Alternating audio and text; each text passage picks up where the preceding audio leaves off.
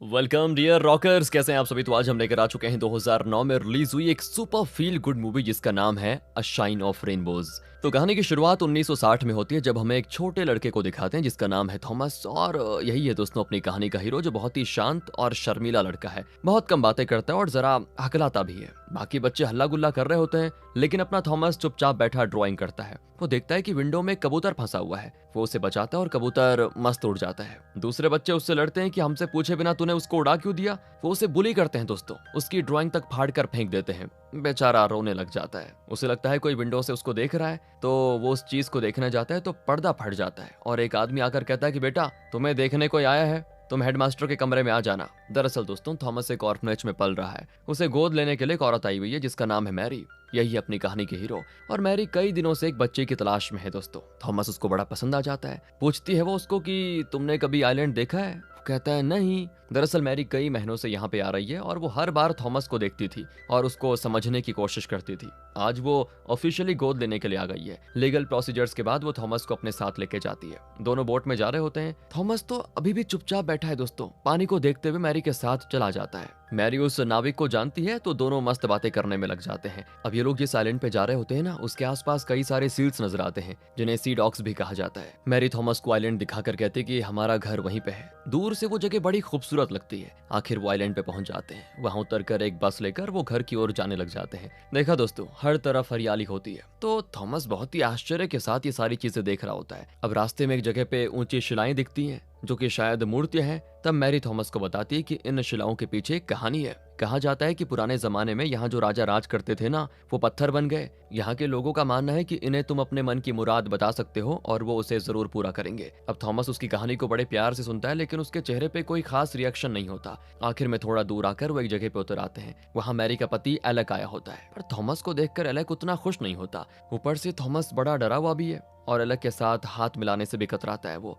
पता नहीं उसको, लेकिन एलेक से बड़ा डर लगता है स्टार्टिंग में। अब इस आइलैंड के लोगों की बात करें दोस्तों, तो वो यहाँ की प्राकृतिक खूबसूरती, साफ हवा, इन सब को छोड़कर शहर जाना ही नहीं चाहते। इसीलिए जब मैरी ने एलेक को बुलाया था पहले कि चलो आज थॉमस को लेके आते हैं ऑर्फनेज से, तो एलेक ने साफ कह दिया था कि नहीं नहीं, मैं नहीं आऊंगा उस गंदगी में, तुम जाओ लेके आ जाओ उसको। तो इस तरह आखिर में वो मैरी के घर पे पहुंच जाते हैं और घर बड़ा सिंपल होता है लेकिन बहुत ही साफ सुथरा प्यारा सा। थॉमस डर डर के घर में कदम रखता है तो मैरी कहती है ये तुम्हारा ही घर है, इतना मत डरो। थॉमस फिर चारों तरफ देख लेता है। मैरी ने थॉमस के लिए कमरा भी तैयार करके रखा था दोस्तों। पिछले कुछ महीनों से मैरी ऑर्फनेज में जाती रही और थॉमस को देख रही थी। उसके लिए तो मैरी ने एक नया ड्रेस भी सी रखा था जिससे वो बड़े प्यार से थॉमस को देती है। ऑर्फनेज में पला बड़ा थॉमस, जिसे दूसरे बच्चे बुली करते थे, उसे मैरी का ये केयरिंग नेचर बड़ा पसंद आ जाता है। मैरी की बातों से उसे साफ पता चल जाता है कि उसके आने से मैरी बेहद ही खुश है। अब उसके जाने के बाद थॉमस मैरी का दिया हुआ ड्रेस पहनता है। तभी एलेक आ जाता है। उसको देखकर थॉमस फिर डर जाता है कि पता नहीं ये कैसे हैं। और इसकी वजह यह है दोस्तों कि शुरू में थॉमस को एहसास हो गया था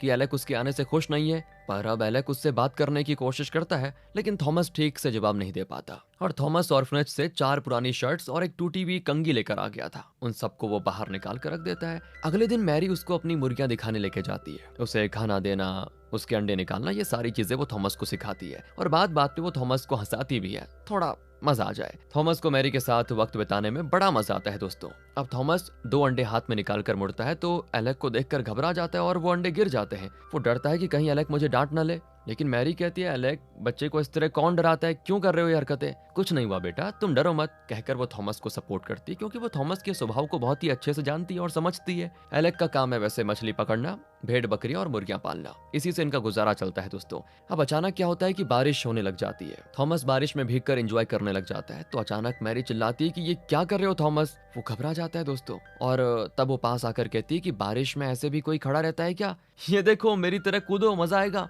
ये कहकर वो कूद जाती है और ये देखकर थॉमस भी हंस देता है कि ये तो मेरे साथ खेल रही हैं। दोनों बारिश में मस्त खेलते हैं दोस्तों। लेकिन ये सब देखकर एलेक को थोड़ी सी चिढ़न होती है। थॉमस के आने के बाद मैरी एलेक को उतना वक्त नहीं दे पा रही है जितना पहले देती थी। हमेशा थॉमस की देखभाल, उसे कंफर्टेबल फील करवाने में लगी रहती है। पर जब एलेक पास होता है तो थॉमस थोड़ा डरा सहमा ही रहता है। मैरी उसको समझाती है कि खाने पीने में बिल्कुल संकोच मत करना, अच्छे से खाओ, मस्त एंजॉय करो, सेहत बनाओ, वरना तुम बड़े कैसे हो पाओगे। इस तरह मैरी उसे बड़े प्यार से सारी चीजें समझाती है। रात को मैरी उसको सुलाती है और उसे गुड नाइट कहकर किस करती है दोस्तों। ये सारी चीजें थॉमस को बहुत ही नई और अच्छी लगती है, क्योंकि ऑर्फनेज में ऐसा माहौल, ऐसा प्यार कभी मिला नहीं उसको। उसे सुलाकर मैरी अपने कमरे में जाती है और तब एलेक उसे अपनी दिल की बात कह देता है कि तुम जब भी ऑर्फनेज से आती तो कहती थी कि थॉमस ऐसा है वैसा है, बहुत ही स्मार्ट लड़का है वगैरह वगैरह, लेकिन ये देखो ना, वो तो एकदम कमजोर और डरपोक लगता है, मेरी उम्मीद पर तो जैसे पानी फिर गया। और तब मैरी कहती, कैसी बातें कर रहे हो आप, थॉमस बहुत ही अच्छा स्मार्ट लड़का है, अभी अभी तो आया है तो जगह में थोड़ा एडजस्ट करने में टाइम लग रहा है, और देखो उसे वक्त दो, वो तुम्हें पसंद करने लगेगा और तुम उसे भी। पर एलेक को तो यकीन ही नहीं होता। थॉमस दोस्तों उनकी बातें सुन रहा होता है और उसको थोड़ा बुरा भी लगता है। और अगली सुबह तो थॉमस इंद्रधनुष देखकर बड़ा खुश होता है। वो मैरी को बताने जाता है, लेकिन एलेक को देखकर डर के मारे उसकी हकलाहट शुरू हो जाती है। एलेक पूछता है, क्या ये हकलाता भी है? तभी मैरी थॉमस से पूछती कि क्या तुम इंद्रधनुष की बात कर रहे हो बेटा? थॉमस कहता है, हाँ वही इंद्रधनुष, कहकर वो बाहर भागकर इंद्रधनुष को देखने लग जाता है। और अब एलेक उससे पूछता है कि एक बात बताओ, तुमने मुझे ये भी बताना जरूरी नहीं समझा कि ये हकलाता है? मैरी कहती, तुमने पूछा नहीं तो मैंने भी बताया नहीं,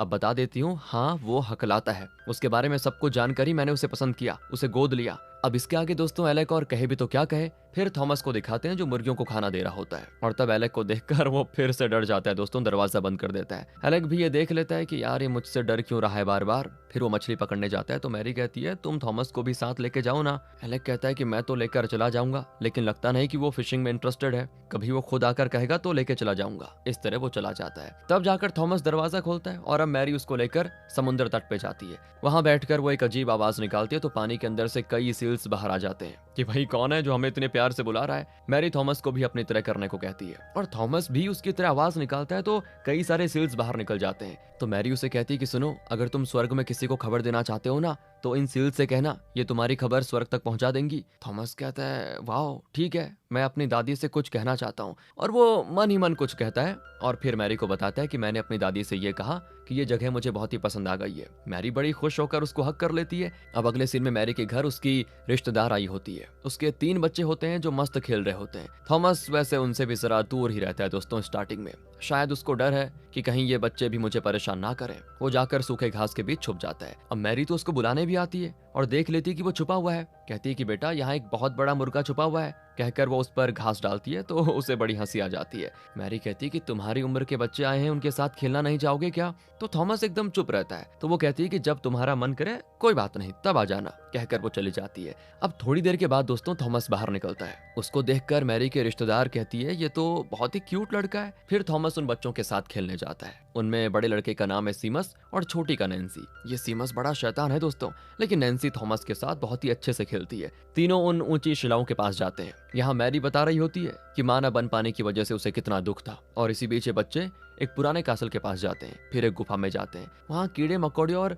चमगादड़ों को देखकर थॉमस की तो हालत खराब हो जाती है। फिर सीमस थॉमस को चिढ़ाता भी है, लेकिन जो नैन्सी है ना वो थॉमस को बड़ा सपोर्ट करती है। अरे मेरा भाई तो एक नंबर का पागल है, उसकी बात का बुरा मत मानना। कुछ दिन के बाद यहाँ स्कूल खुलता है। थॉमस उन बच्चों के साथ स्कूल जाता है और मैरी तो बड़ी खुश होती है। स्कूल में नए स्टूडेंट होने की वजह से थॉमस को अपना परिचय देना होता है। तो पहले दिन नर्वस होता है बेचारा, हकलाने लग जाता है कि कहीं ये बच्चे भी मुझे टीज ना करे। लेकिन तब नैन्सी उसकी मदद करती है और उससे सिंपल सवाल पूछती है कि क्या तुम्हें ये आइलैंड पसंद है या फिर शहर? तो थॉमस कहता है कि आइलैंड। और तुम्हें ये आइलैंड पसंद क्यों है? वो इसीलिए क्योंकि यहाँ पे सील्स हैं, मुर्गियां हैं, भेड़ बकरियां हैं, ऊंची शिलाएं हैं। इस तरह नैन्सी उसे नॉर्मली बात करने में मदद करती है। फिर पूछती है कि थॉमस को कौन अपने पास बैठाएगा? तो सारी लड़कियां चिल्लाती हैं कि थॉमस मेरे पास बैठेगा, बताओ यार। इस तरह थॉमस का डर खत्म हो जाता है और वो बड़ा खुश होता है कि ऑर्फनेज के बच्चों की तरह ये लोग तो बिल्कुल भी नहीं है, ये तो बड़े अच्छे हैं जो मुझे अपना रहे हैं। घर आकर तो अपनी खुशी वो मैरी के साथ भी शेयर करता है। पर वहाँ पे एक सरकारी ऑफिसर आई होती है जो ये देखने आई है कि ऑर्फनेज से गोद लिए हुए बच्चे की यहाँ पे कैसी देखभाल हो रही है। कुछ कागजात पे मैरी साइन कर रही होती है, तो इस पर एलेक को भी साइन करना है, लेकिन उसने नहीं किया होता है साइन। वो थॉमस से पूछती है तो वो कहती है कि मुझे यहाँ पे रहना अच्छा लगता है। तो वो कहती ठीक है, मैं जब अगली बार आऊंगी तो इस पर एलेक का साइन लेकर रहना, दोनों मिलकर फैसला करो कि तुम्हें उस लड़के को पालना है या नहीं। उसके जाने के बाद मैरी कहती है कि तुम फिक्र मत करो थॉमस, एलेक इस पे जरूर साइन करेगा, वो थोड़ा काम में बिजी है ना इसीलिए नहीं कर पाया। पर थॉमस को दुख तो होता है दोस्तों। वो समुद्र तट पे जाकर बैठ जाता है और आवाज देकर सील्स को बुलाता है। अब मैरी तो जानती है कि थॉमस दुखी है, तो वो भी उसके साथ पास में जाती और कहती कि तुम इतना ज्यादा मत सोचो बेटा, तुम हमेशा यहीं मेरे पास ही रहोगे, एलेक्स जरूर साइन करेगा। थॉमस कहता है क्या मैं आपको माँ कह दूं? ओह यार, मैरी बड़ी इमोशनल हो जाती है और थॉमस को सीने से लगा लेती है। यही तो वो चाहती थी कि कोई उसे माँ कहे। कुछ दिन बीत जाते हैं। अब थॉमस इस आइलैंड को अपना घर मान चुका है दोस्तों, और अब उसे उतना डर भी नहीं लगता। नैन्सी उसे खूब हिम्मत देती है। नैन्सी और उसकी बड़ी अच्छी दोस्ती भी हो जाती है। अब की बार वो खुद नैन्सी और सीमस को लेकर उस गुफा में जाता है और ऊपर लटके हुए चमगादड़ों को देखने में लग जाता है। उसे अब बिल्कुल डर नहीं लगता, बिल्कुल भी नहीं।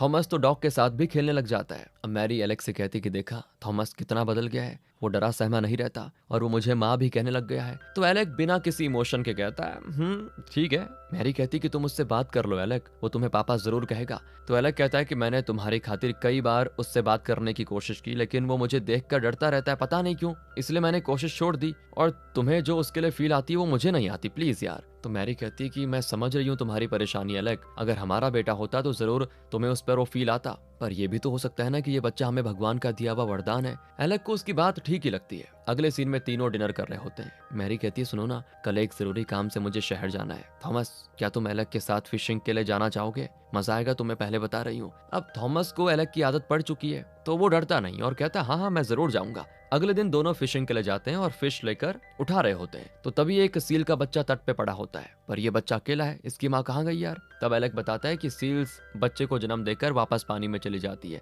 और फिश पकड़ कर लाती है, लेकिन कभी कभी माँ वापस नहीं आती, शायद इसकी माँ इसे भूल गई। तो थॉमस कहता है कि हम इसे फिश देंगे। तो तब एलेक उसको समझाता है कि देखो एक दिन तो हम देंगे, लेकिन जब तक ये खुद समुद्र में जाकर शिकार करने लायक नहीं बन जाता, हम इसे रोज फिश तो नहीं दे पाएंगे ना। तो थॉमस कहता है कि फिर भी हम इसको यहाँ मरने के लिए तो नहीं छोड़ सकते। और थॉमस की बात दोस्तों एलेक को बहुत सही लगती है और वो भी जाकर उसे फिश दे देता है। बेचारा बहुत भूखा होता है, वो तो 3 फिश खा लेता है और जब उसका पेट भर जाता है तो थॉमस और एलेक वहां से निकल जाते हैं। जाते जाते थॉमस सील से कहता है कि फिक्र मत करना, कल हम फिर तुम्हारे लिए खाना लेकर आएंगे। आज इस तरह थॉमस और एलेक के बीच जो दीवार थी ना वो टूट गई है। अगले सीन में मैरी थॉमस को अपने स्टाइल से कुकिंग भी सिखाती है और वो भी थोड़ा बहुत सीख लेता है। अगले दिन से थॉमस रोज सुबह उस सील के बच्चे को फिश देने जाता है और उसके साथ थोड़ी देर बातें भी करता है। थॉमस उसका नाम रखता है स्मज। अगले सीन में आता है थॉमस का बर्थडे दोस्तों, तो एलेक उसे एक फिशिंग रॉड गिफ्ट करता है और कहता है कि अब तुम खुद फिशिंग करके उस सील को खाना दे पाओगे। थॉमस को बड़ी खुशी होती है। तो एलेक कहता है कि बोट में जाकर फिशिंग करना वो मैं तुम्हें सिखा दूंगा। अगले सीन में एलेक और मैरी बातें कर रहे होते हैं और उनकी बातों से साफ पता चलता है कि मैरी को बहुत ही सीरियस बीमारी है,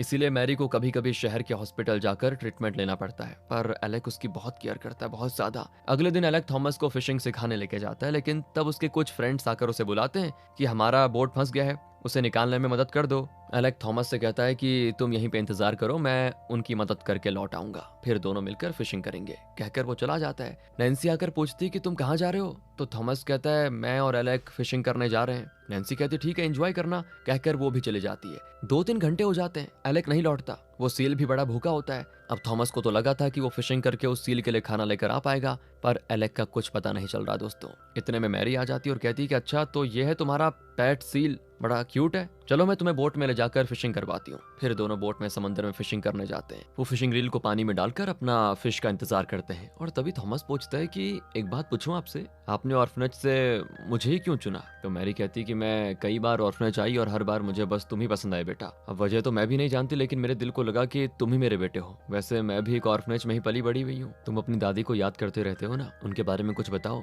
थॉमस कहता है कि मुझे तो उनका चेहरा भी ठीक से याद नहीं है। तब मैरी कहती है एक काम करो, अपनी आंखें बंद करो और याद करो कि तुम्हारी दादी कौन से कलर का ड्रेस पहनी हुई थी। थॉमस वैसा ही करता है दोस्तों, और तब उसे दादी की ड्रेस का कलर और धीरे धीरे उनका चेहरा भी दिखने लग जाता है। अब आगे मैरी कहती है कि दोबारा से आंखें बंद करो, मैं तुम्हें एक मैजिक दिखाती हूँ। थॉमस आंखें बंद करता है तो मैरी कहती है अब आंखें खोलो, वो देखो इंद्रधनुष। थॉमस के साथ दोस्तों इस तरह मैरी भी बच्ची बन जाती है और कहती है कि इंद्रधनुष के अंदर कभी गए हो? बड़ा खूबसूरत होता है, एक दिन मैं तुम्हें वहां पे लेके जाऊंगी। अगले सीन में वो डिनर कर रहे होते हैं। एलेक के बर्ताव से लगता है कि वो अपने फ्रेंड्स के साथ पब जाकर शराब पीकर आया हुआ है। मैरी कहती है कि बेटा थॉमस, अगर खाना खा लिया हो तो जरा मुर्गियों को खाना दे के आ जाओ। कहकर वो थॉमस को बाहर भेज देती है और फिर एलेक पे बुरी तरह बरस पड़ती है कि तुम इंसान हो कि क्या हो? एक छोटे बच्चे को दिया हुआ प्रॉमिस तुम निभा नहीं सकते अच्छे से? वो बेचारा घंटों तुम्हारा इंतजार करता रहा कि तुम आकर उसे उसे फिशिंग सिखाओगे? उसका दिल दुखाकर तुम्हें क्या ही मिला? ये शराब पीने की क्या ही जल्दी थी तुमको? तो एलेक कहता है कि मेरे फ्रेंड्स आए थे, उन्होंने जिद की थी तो मुझे जाना पड़ा उनके साथ। थॉमस दोस्तों अभी भी उनकी सारी बातें सुन रहा होता है और एलेक बिना कुछ कहे चला जाता है। अब अगले सीन में दिखाते हैं कि थॉमस स्कूल के बाद नैन्सी से कहता है कि तुम मेरे पेट सील देखना चाहोगी क्या? बड़ा प्यारा है। कहती है कि हाँ। सीमस तो थॉमस के साथ उतना क्लोज नहीं है दोस्तों जितना कि नैन्सी। तो वो कहता है कि मैं अपने फ्रेंड के साथ एक और गेम खेलने जा रहा हूँ। कहकर सीमस उस ऊंची शिला के ऊपर चढ़ जाता है जिस पर एक पक्षी का घोंसला होता है और उसके अंदर रखे होते हैं अंडे। तो सीमस अंडे निकालने की कोशिश करता है तो वो पक्षी आ जाता है और सीमस पे चोंच मारने में लग जाता है। तो सीमस चिल्लाता है कि बचाओ मुझको। डर जाता है वो, लेकिन उसका फ्रेंड उसकी कोई मदद नहीं करता, उल्टा डर कर भाग जाता है। तब थॉमस और नैन्सी आते हैं दोस्तों। थॉमस सीमस की मदद करता है और जैसे तैसे उसे सेफली नीचे उतारता है। अब पहले तो सीमस थॉमस को चिढ़ाता था लेकिन अब वो ऐसा नहीं करता और इन दोनों की भी बढ़िया दोस्ती हो जाती। तीनों मस्त गप्पे मारते हुए अपने घर आते हैं तो थॉमस के घर में सीमस और नैन्सी की माँ बैठी होती है। वो थॉमस से कहती है कि तुम्हारी माँ अंदर आराम कर रही है। और तब अंदर से एक डॉक्टर आता है और एलेक भी। एलेक थॉमस से कहता है कि वो तुम्ही को बुला रही है, जाओ। अब थॉमस अंदर जाता है तो देखता है कि मैरी बहुत ही थकी भी लगती है। उस दिन मैरी थॉमस को बोट में फिशिंग के लिए लेकर गई थी। शायद उसी वजह से उसकी तबीयत बहुत खराब हो गई थी। उसकी बीमारी पहले से ज्यादा सीरियस हो गई थी दोस्तों। थॉमस पूछता है आपको क्या हुआ है माँ? तो मैरी कहती है कुछ नहीं बेटा, मैं बस थोड़ा थक गई हूँ, कुछ दिन मुझे हॉस्पिटल में रहना पड़ेगा। हॉस्पिटल में? वहाँ क्यों माँ? ट्रीटमेंट के लिए बेटा, और किसके लिए? पर तुम फिक्र मत करना, तुम्हारे साथ सीमस, नैन्सी और उनकी माँ सब होंगे। वो तुम्हारा बहुत ही अच्छे से ख्याल रखेंगे और मैं जल्दी लौट आऊंगी। वो बॉक्स निकालना बेटा जरा। थॉमस भी वो बॉक्स ले आता है दोस्तों। उसमें रंग बिरंगे रुमाल होते हैं। उनमें से एक रुमाल निकालकर मैरी उसमें अपनी सांसें भरती है और कहती है ये तुम्हें मेरी याद दिलाता रहेगा। उस दिन तुम अपनी दादी की ड्रेस का कलर याद कर पाए थे ना, उसी तरह तुम जब भी ये कलर देखोगे तुम्हें माँ की याद आ जाएगी। अब यहाँ पे थॉमस की कुछ समझ में नहीं आता लेकिन वो मैरी को हक कर लेता है। इसके बाद रोज डॉक्टर आकर मैरी को देख जाते हैं। नैन्सी की माँ अपने बच्चों से कहती है अब थॉमस हमारे घर में रहेगा। सुनकर वो बच्चे बड़े खुश हो जाते हैं लेकिन थॉमस कहता है कि मैं तो अपनी माँ को छोड़कर कैसे यहाँ पे रह लूं। तब वो कहती कि बेटा तुम्हारी माँ कुछ दिन हॉस्पिटल में रहने वाली है, इसीलिए तब तक तुम हमारे घर में रह लो। कहकर वो थॉमस को ले जाते हैं। अब नैन्सी के पापा सबसे छोटे बेटे को लाड प्यार कर रहे होते हैं तो थॉमस बेचारा तरस जाता है कि काश मैं माँ के साथ इस तरह रह पाता, वो भी मुझे ऐसे प्यार करती। अब वो नैन्सी के पापा से पूछता है आप हॉस्पिटल से आ रहे हो ना, मेरी माँ कैसी है? दरअसल दोस्तों मैरी की हालत अच्छी नहीं है, लगता है बहुत ही जल्दी उसका आखिरी टाइम आ जाएगा। पर वो थॉमस को सच नहीं बताते और कहते हैं कि हाँ तुम्हारी माँ जल्दी ठीक हो जाएगी बेटा। लेकिन थॉमस कुछ कुछ समझ सकता है दोस्तों। उस रात वो उस ऊंची शिला के पास जाकर कहता है कि राजा जी मुझे अपनी माँ को देखना है, उन्हें ठीक कर दीजिए ना, मेरी मदद कीजिए प्लीज। बिजली गिरती है और बादल भी गरजने लग जाते हैं। दरअसल ये उसका सपना था दोस्तों। मन ही मन वो हर पल मैरी को याद कर रहा होता है। अगले दिन थॉमस अपने सील को खाना देता है और उससे कहता है कि जिस तरह तुम अपनी माँ से अलग हो गए उसी तरह मैं भी अपनी माँ से दूर हो गया हूँ यार, हम दोनों एकदम सेम टू सेम है ना। इस तरह वो अपने सील के साथ अपना दुख शेयर करता है। फिर घर आकर मुर्गियों को खाना देता है और तब एक बुजुर्ग बंजारन आती है जो शायद छोटी मोटी चीजें बेचा करती है। थॉमस पूछता है क्या आपके पास एप्रन है, मैं अपनी माँ को गिफ्ट करना चाहता हूँ। वो कुछ एप्रन्स दिखाती है लेकिन एक भी थॉमस को पसंद नहीं आता। फिर वो एक टेबल क्लॉथ दिखाती है जो थॉमस को अच्छा लगता है, वो उसी को खरीद लेता है। लेकिन दिक्कत है उसके पास पैसे तो है ही नहीं। तो बुजुर्ग कहती है कि पैसे नहीं है तो इसके बदले में कोई और चीज दे दो मुझे। तो थॉमस अंदर जाकर अपनी वो टूटी हुई कंघी लेके आ जाता है जो कि उसकी दादी की निशानी थी। कहता है यही है मेरे पास, और वो भी ले लेती है दोस्तों और बदले में टेबल क्लॉथ दे देती है। थॉमस उस क्लॉथ को अच्छे से पैक करके नैन्सी के पापा के साथ बोट में शहर के हॉस्पिटल जाता है। और ये मैरी बहुत ही कमजोर होती है यहाँ पे, वो ठीक से बोल भी नहीं पाती लेकिन बड़ी मुश्किल से थॉमस से 2-4 शब्द बोल लेती है। वो थॉमस को बाहर ले जाने लग जाते हैं तो वो जिद करता है, रोने लग जाता है कि मैं माँ को छोड़कर नहीं जाऊंगा। कुछ देर के बाद एक पादरी थॉमस को अपने पास बैठाता है और प्रेयर करने लग जाता है। थॉमस जानता है दोस्तों कि ऐसा प्रेयर तभी किया जाता है जब किसी की मौत हो जाती है और वो रोते हुए बेचारा मैरी के कमरे की ओर भागता है। दूसरी ओर एलेक तो पूरी तरह से टूट चुका था। थॉमस रोता है कि मुझे छोड़कर मत जाओ माँ। और थॉमस को पहली बार तो माँ का प्यार मिला था यार, लेकिन उसने सोचा भी नहीं था कि इतनी जल्दी वो प्यार उससे छिन जाएगा। सबको उसके लिए बहुत ही बुरा लगता है। बड़ी मुश्किल से नैन्सी के पेरेंट्स उसे वहां से लेके जाते हैं। हाँ दोस्तों मैरी सच में मर चुकी है और अगले दिन मैरी का फ्यूनरल होता है। थॉमस उसमें नहीं जाता क्योंकि वो अपनी माँ के मृत शरीर को नहीं देख सकता। वो समुद्र तट पर बैठा रो रहा होता है बेचारा। 2-3 हफ्ते बीत जाते हैं, ना थॉमस मैरी की मौत के दुख से बाहर निकल पाता है और ना ही एलेक। वो रोज शराब पीकर घर आता है। थॉमस अपने सील से कहता है अब तुम्हारी तरह मैं भी अपनी माँ को खो बैठा भाई, लेकिन मैं तुम्हें तुम्हारी माँ के पास जरूर पहुंचाऊंगा। कहकर वो आवाज निकालता है जिससे कई सारे सील्स पानी से बाहर निकल जाते हैं। पर लगता है यार उनमें से कोई भी इसकी माँ नहीं है। इस पर थॉमस को और दुख होता है। मैरी के बिना यहाँ घर एकदम सूना हो जाता है। थॉमस हमेशा मैरी की याद करके रोता रहता है दोस्तों। और तब नैन्सी आकर उसको दिलासा देती है और बताती है कि मेरी माँ ने कहा है कि वो सरकारी ऑफिसर फिर आएगी। अगर इस बार भी एलेक ने उस कागजात पे साइन नहीं किया तो वो तुम्हें वापस ऑर्फनेज में पहुंचा देंगी। थॉमस कहता है, नहीं नहीं, मैं नहीं जाऊंगा, मुझे यहीं रहना है। माँ ने मुझे सब कुछ सिखाया है और जिस तरह वो एलेक का ख्याल रखती थी मैं भी उनका ख्याल रखूंगा। ये मेरा आइलैंड है, मेरा घर है, ये इसे छोड़कर मैं कभी नहीं जाऊंगा। अगले दिन थॉमस सुबह जल्दी उठकर वो सारे काम करता है जो मैरी क्या करती थी। सीमस और नैन्सी भी कुकिंग में उसकी मदद करते हैं दोस्तों, और जैसा मैरी ने उसको सिखाया था वो बढ़िया कुकिंग करता है। उस रात थॉमस बढ़िया डिनर तैयार करके रखता है, लेकिन आज भी एलेक पीकर आया है दोस्तों। थॉमस कहता है कि माँ ने मुझे आपकी फेवरेट डिशेस बताए थे, मैं वही बनाया हूँ, आप रुकिए मैं अभी परोसता हूँ आपको। उन डिशेस को देखकर एलेक को मैरी की याद आ जाती है और वो इमोशनल होकर चला जाता है। अगले दिन भी थॉमस घर के सारे काम करता है तो उसको देखकर एलेक को बड़ा बुरा लगता है। वो कहता है कि ये सब छोड़ो और स्कूल जाओ, ये पढ़ाई करने की उम्र है तुम्हारी, यहाँ के काम मैं देख लूंगा, जाओ। थॉमस भी स्कूल चला जाता है, लेकिन दिक्कत ये दोस्तों किसी भी चीज पे उसका मन नहीं लगता। स्कूल से घर आता है तो वहाँ मैरी की एक भी चीज नहीं होती। वो एलेक्स से पूछता है तो वो कहता है कि मैरी अब नहीं रही, उसकी चीजों को रखकर हमें करना क्या है, इसलिए मैंने उनको एक कोने में रख दिया। सुनकर थॉमस को बड़ा गुस्सा आता है और वो कमरे में जाकर दरवाजा बंद कर देता है और मैरी का दिया हुआ रुमाल लेकर सो जाता है। फिर रात को दोस्तों को ये आवाज सुनकर वो उठकर देखता है कि एलेक मैरी की सारी चीजें जला रहा है। थॉमस से देखा नहीं जाता ये सब कुछ। वो भाग कर जाता है और पूछता है कि मेरी माँ की चीजें जला क्यों रहे हो आप। इस तरह रोते रोते वो मैरी के एक स्कार्फ को जलाने से बचा लेता है और चिल्लाता है कि प्लीज प्लीज ये सब रोक दो, मत जलाओ। एलेक उसकी एक नहीं सुनता दोस्तों, ऊपर से उसको धक्का भी दे देता है और थॉमस के अंदर जैसे कोई ज्वालामुखी फट जाती है।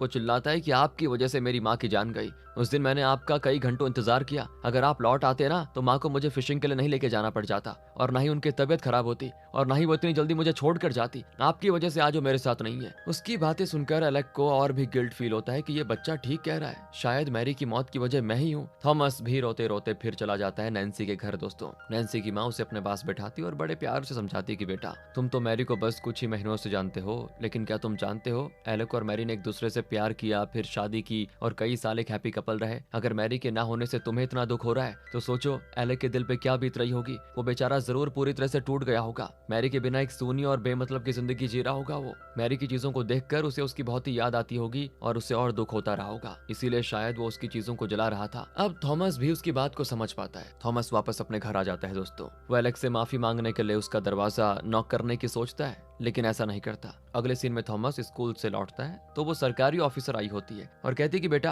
अगली बार उन पेपर्स पर एलेक का साइन लेके रखना। थॉमस घर आता है तो देखता है कि एलेक ने अभी तक उन कागजात पे साइन नहीं किया है। अब अगर ऐसा ही चलता रहा तो थॉमस को वापस ऑर्फनेज जाना पड़ेगा। ये सोचकर थॉमस को थोड़ा डर भी लगता है और फिर वो अपने सील को फिश खिलाने के लिए लेके जाता है। अब थॉमस और इस सील की बहुत ही अच्छी दोस्ती भी हो गई है दोस्तों। थॉमस जो कुछ करता है सील वही करने की कोशिश करता है। थॉमस कहता है कि माँ ने कहा था कि सील स्वर्गवासी लोगों से बात कर सकते हैं, तो क्या तुम मेरी माँ को बता दोगे कि मैं उन्हें बहुत ही मिस करता हूँ। तो इस पर वो सील एकदम इंसान की तरह आसमान की ओर देखकर जैसे कुछ कहने लग जाता है और थॉमस बिल्कुल हैरान रह जाता है कि ये क्या कर रहा होगा। और तभी अचानक वहाँ पे इंद्रधनुष नजर आता है और ऐसा लगता है जैसे कि थॉमस उस इंद्रधनुष के अंदर है दोस्तों। उसको लगता है कि मैरी यही है, क्योंकि उसने कहा था ना कि वो एक दिन थॉमस को इंद्रधनुष के अंदर लेके जाएगी। तो थॉमस को बड़ी खुशी होती है यार अंदर से। अगले सीन में एलेक को दिखाते हैं जो फिर से शराब पी रहा होता है। थॉमस उसको मैरी का रुमाल देकर कहता है इसमें माँ की सांसें हैं, उनकी खुशी है। मैरी ने रुमाल थॉमस को दिया था, आपको याद होगा ना दोस्तों। लेकिन थॉमस को अब ये भी यकीन हो जाता है कि एलेक उन कागजात पे साइन नहीं करेगा,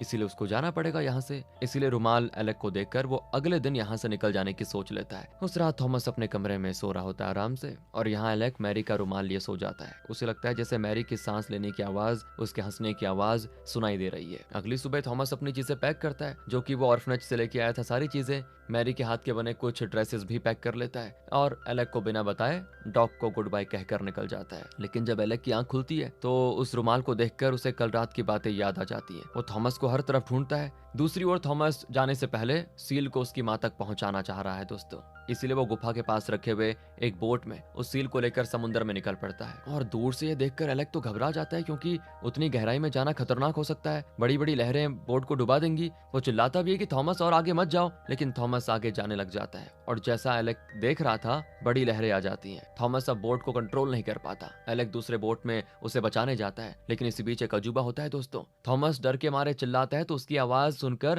तट से और पानी के अंदर से सारे सील्स उसकी ओर बढ़ते हैं। थॉमस का बोट उलट जाता है और थॉमस और वो सील दोनों पानी में डूब रहे होते हैं। वो सील जैसे तैसे स्विम करके थॉमस को बचाने की पूरी कोशिश करता है। दूसरी ओर एलेक बहुत परेशान होता है कि कहीं थॉमस को कुछ हो ना जाए। इसी बीच वो सील यानी कि थॉमस का फ्रेंड और बाकी सारे सील्स मिलकर थॉमस को खींचकर तट की ओर लेके आ जाते हैं। इस बात को एलेक नोटिस नहीं करता। वो टेंशन में तट की ओर आता है तो देखता है कि थॉमस तट पे पड़ा हुआ है। अब एलेक डर जाता है कि कहीं कुछ हो ना जाए। थॉमस का सील वहीं पास ही होता है, उसे छोड़कर नहीं जाता वो। एलेक तो रो देता है, उसको लगता है कि थॉमस को कुछ हो गया, लेकिन अब थॉमस आंखें खोलता है। तब जाकर एलेक की जान में जान आती है। थॉमस कहता है कि मुझे सील ने और बाकी सारे सील ने बचाया। शायद आप नहीं जानते, लेकिन मुझे बचाने के लिए माँ ने इनको भेजा होगा। एलेक कहता है हाँ, तुम्हारी माँ हमेशा तुम्हारे बारे में ही सोचती रहेगी। एलेक अपना दुख भुलाकर अब खुश है दोस्तों कि थॉमस बच गया। वो थॉमस को घर लेके आ जाता है और उसके लिए गर्मा गर्म खाना बनाता है और फिर दोनों मिलकर मस्त वो टेबल क्लॉथ बिछाते हैं जो थॉमस ने मैरी को गिफ्ट देने के लिए खरीदा था। थॉमस कहता है कि आप कल ही मुझे ऑर्फनेज में छोड़ दीजिए। तो एलेक कहता है क्या तुम ऑर्फनेज जाओगे? थॉमस कहता है जाना तो पड़ेगा ही, आपने उस पेपर पे साइन नहीं किया अभी तक। और फिर एलेक उस पेपर को निकालता है और पूछता है कि क्या तुम वहां जाना चाहते हो क्या? तो थॉमस कहता है कि जाना तो नहीं चाहता, लेकिन आपने साइन नहीं किया ना, वही तो कह रहा हूँ, इसीलिए मैं खुद निकलने की सोच रहा था। तो एलेक कहता है अच्छा ये बात है, चलो साइन कर लेता हूँ। कहकर वो साइन कर देता है दोस्तों, और थॉमस खुशी के मारे उससे लिपट जाता है। मतलब अब एलेक शराब नहीं पिएगा और एक पिता के नाते थॉमस की देखभाल करेगा। फिर वो अपना मस्त खाना खाने में लग जाते हैं। तो वहां पे नैन्सी और सीमस आते हैं और कहते हैं कि हम फिशिंग करने जा रहे हैं, तुम भी चलो। थॉमस कहता है मैं जरूर आऊंगा, लेकिन मुझे अपने पापा से एक बार पूछ लेना होगा। इस तरह वो पहली बार एलेक के लिए पापा शब्द का इस्तेमाल करता है। एलेक को अब वो फील आती है जो उसे पहले कभी नहीं आई, लेकिन फिर भी वो अपने इमोशंस दिखाना नहीं चाहता और जरा अकड़ कर कहता है ठीक है, लेकिन खाना खाकर जाएंगे। खाना खाने के बाद एलेक, सीमस, नैन्सी, थॉमस और उनका डॉग सभी के सभी फिशिंग के लिए जाते हैं और आखिर में थॉमस अपने सील को उसकी माँ के पास पहुंचा ही देता है दोस्तों। वो उस सील की माँ से कहता है कि मेरी माँ को बता देना मैंने आपका बेटा आप तक पहुंचाया, और हाँ उन्हें ये भी बता देना कि अब मैं एलेक को पापा कहता हूँ, वो मुझे अपना बेटा भी मान चुके हैं और मैं उनको अपना पापा। तभी एलेक मैरी का रुमाल हवा में उड़ाता है और वो ठीक थॉमस के पास जाता है और इसी खुशी मोमेंट में दोस्तों ये कहानी खत्म होती है। थी ना बढ़िया गुड फील मूवी? आपको कैसी लगी कमेंट करके बताइए। मिलते हैं आपसे अगली वीडियो में, ध्यान रखिए अपना। Thanks for watching.